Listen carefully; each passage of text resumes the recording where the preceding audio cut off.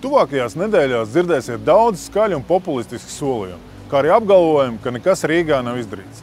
Es nesolīšu. Aicinu palikt minūti ar mani, lai dzirdētu, kas patiešām Rīgā ir paveikts. Sabiedriskā transporta jomā ir notikušas reāls pārmaiņas. Rīgas satiksme no gandrīz bankrotējušu uzņēmumu ir kļuvusi par stabilu un labi pārvaldītu Rīgas uzņēmumu. Ieviest QR kodu biļeti, kas ļauj ērti norēķināties par braucieniem. Samazināt mēneša biļetes cena no 50 eiro līdz 30 eiro un ieviest 90 minūšu laika biļeti.